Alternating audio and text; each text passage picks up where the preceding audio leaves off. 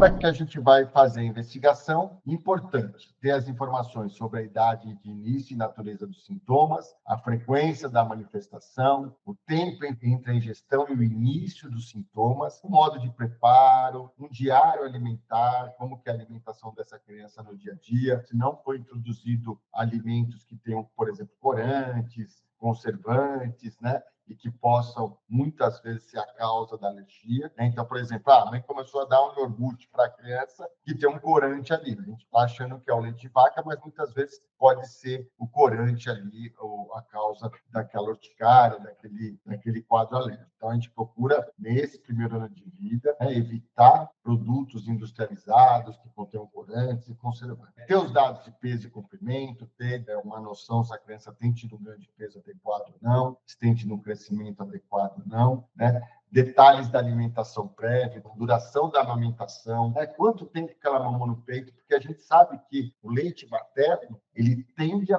proteger dos quadros alérgicos. Quanto mais cedo eu introduzo por exemplo, uma fórmula com proteína de leite de vaca, que seja, maior a possibilidade de eu induzir naquela criança uma alergia à proteína do leite de vaca. Então, quanto mais cedo eu introduzo uma proteína que não seja a proteína do leite humano, maior o risco de eu fazer com que induzir nessa criança um quadro alérgico. Então, muitas vezes é importante eu tentar fazer a correlação. Porque, né, a gente sabe, a gente tem as questões aí do maternidade amiga da criança, né, em relação a não ofertar um outro leite que não seja o leite materno nos primeiros dias de vida. Então, se eu introduzo logo no primeiro, segundo dia de vida uma proteína e um leite de vaca, maior o risco de eu induzir alergia à proteína do leite de vaca. Tá? Respostas à dieta de restrição, intervenções terapêuticas e a história pessoal e familiar de doença atópica, rinite, asma, né, de atopia e de alergia alimentar também.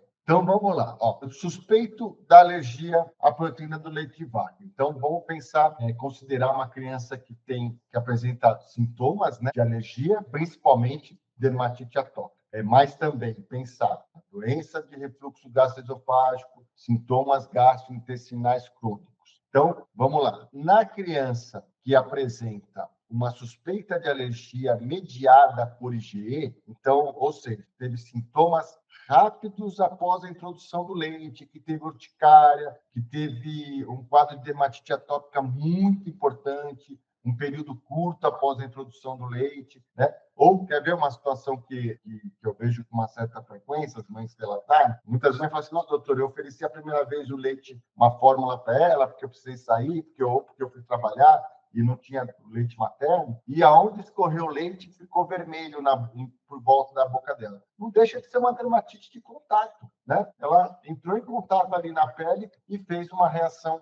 alérgica. Então, quando eu tenho uma suspeita de alergia mediada por IgE, a gente vai eliminar, né, fazer a exclusão do leite de vaca e derivados. Se tiver mamando só no peito, essa exclusão vai ser na dieta da mãe. E aí eu posso solicitar, para uma criança maior de 3 anos, por exemplo, o prick test, é um teste cutâneo. A gente não faz em crianças pequenas. Ou a dosagem de IgE sérica específica para aquele leite de vaca ou para frações do leite que a gente tem, que são o RAST. Isso, por exemplo, dentro do município de São Paulo, a FIP faz, né? O nosso laboratório lá, que atende as unidades básicas de saúde, faz o RAST. Lembrar, o teste negativo, se teste negativo, o ideal é realizar o teste de provocação oral.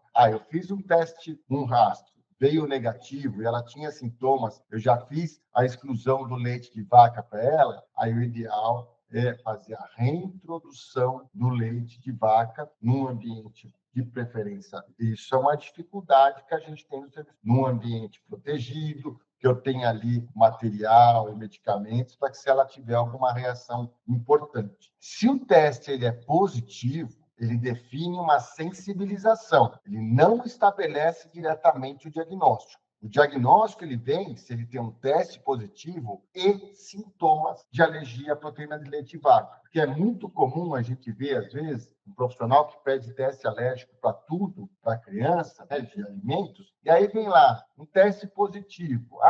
Seu filho tem alergia a determinado alimento. mas ele sequer tem sintomas ou teve sintomas quando fez uso daquela alimentação. Um RAST separadamente positivo não quer dizer que realmente ele seja alérgico, né? Ele tenha sintomas de alergia e que eu tenha que fazer toda a restrição alimentar. Assim como o RAST negativo, ele só mostra para a gente que essa criança não tem uma alergia mediada por IgE, mas as alergias que não são mediadas por IgE, ele pode ter. Então, eu posso ter ali uma resposta negativa, mas não exclui a alergia à proteína do leite de vaca, principalmente se ele tiver sintomas não mediados por IgE. Por isso que é importante a gente fazer um histórico, uma anamnese bem feita, para eu saber quais os sintomas que realmente essa criança apresenta. Ela apresenta fezes com raios de sangue. Não é uma reação mediada por IgE. O RAST provavelmente vai vir negativo, provavelmente não vai te ajudar muito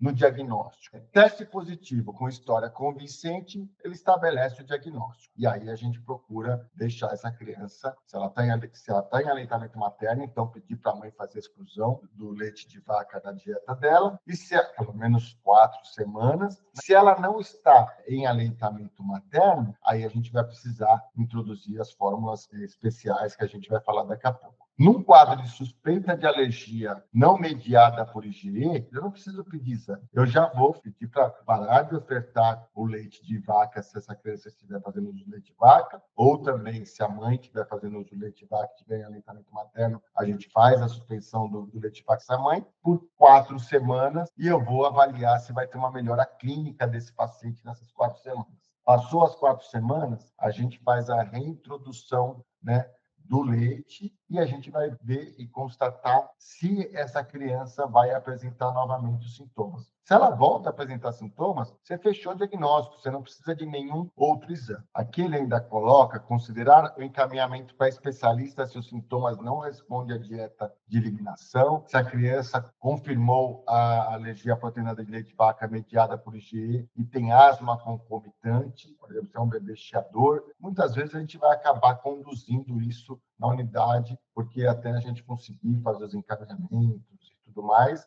a gente tem que ter algum tipo de conduta, né? Então, muitas vezes a gente já vai fazer a exclusão do leite. Se for um bebê chiador, muitas vezes eu vou, se eu tiver que introduzir durante um período inalatório, bronquidilatador, eu vou estar utilizando, porque às vezes até sair vaga com especialista, isso acaba muitas vezes não sendo tão rápido. E quando os testes são negativos, mas há forte suspeita clínica de alergia à proteína do leite de vaca. Eu costumo dizer, isso não fui eu que falei, isso já é antigo, que a clínica é soberana. Então, se você tem uma forte evidência de que, eu introduzo o alimento, ela piora, eu retiro, ela melhora, ou a criança estava zeradinha, tudo normal, ela iniciou um alimento e apresentou uma resposta alérgica importante, isso é mais importante muitas vezes do que qualquer teste que a gente possa fazer com a criança.